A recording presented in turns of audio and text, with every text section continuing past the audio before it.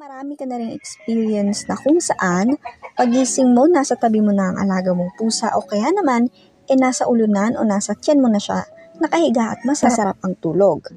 So bakit nga ba? Bakit nga ba gustong-gusto ng mga pusa ang makatabi ka sa pagtulog? Security. Kahit na ang mga pusa ay tinuturing na maliliit na predators, sila pa rin ay at risk at delikado sa mga mas malalaking hayop at predators. Kapag sila ay natutulog, sila din ay vulnerable at madaling makakalapit ang predator sa kanila nang hindi nila nalalaman. Kaya naman ang pagtulog ng pusa sa tabi mo ay nagbibigay sa kanila ng security at extra defense kung sakaling may umataking kalaban habang siya ay natutulog at nagpapahinga. Warmth.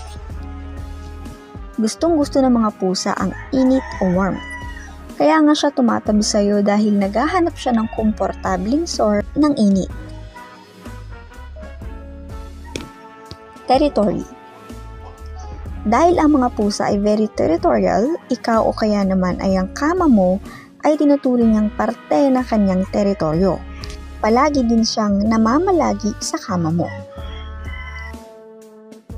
Companionship. Ang panghuling dahilan kung bakit gusto niyang tumabi sa iyo sa pagtulog ay dahil may tiwala siya sa iyo. Alam kasi ng mga pusa kapag kaya silang alagaan ng kanilang mga amo. Iba sa paniniwala ng marami na ang mga pusa daw ay mas gustong mag-isa. Sila po ay mabilis malungkot gaya ng mga aso kaya naman naghahanap sila ng kasama at makakabonding palagi. Ang pakikipag-interact sa kanila gaya na nga lang ng pagtabi sa iyo sa pagtulog ang isa sa mga paraan sa pagbuo ng magandang relationship sa kanila.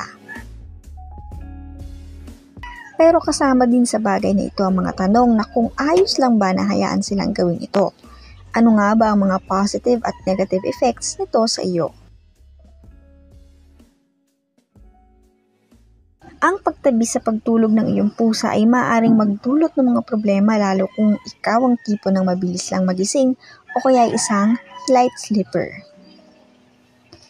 Pangalawa, take note lang din natin na ang mga pusa ay mga nocturnal by nature, kaya mas mahaba ang tulog nila sa umaga o sa araw at gising at active sila tuwing gabi at madaling araw dahil ito ang tamang oras ng kanilang pag-hunt.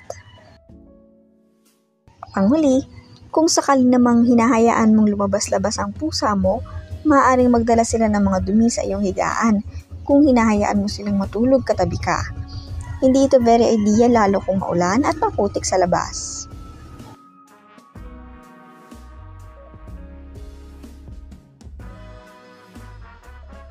Kapag kontento ang iyong pusa, usually gumagawa sila ng sound na tinatawag na purring.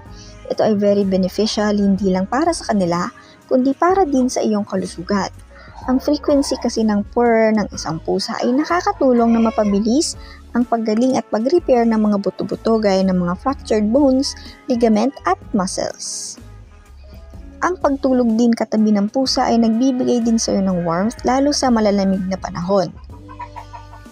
In conclusion, ang pagtulog katabi ng iyong pusa ay maganda, depende sa iyong preferences. Mainam na wag mong pilitin ang iyong pusa na tumabi sa iyo sa pagtulog. At the same time, kung ayaw mo naman siyang patabihin sa iyo sa kama, make sure na bibigyan mo siya ng alternatives na pagtutulugan at pagpapahingahan niya. So ayun lang po muna para sa video na ito. Sana ay nakatulong ang video na to para sa inyo at sa inyong mga alagang pusa.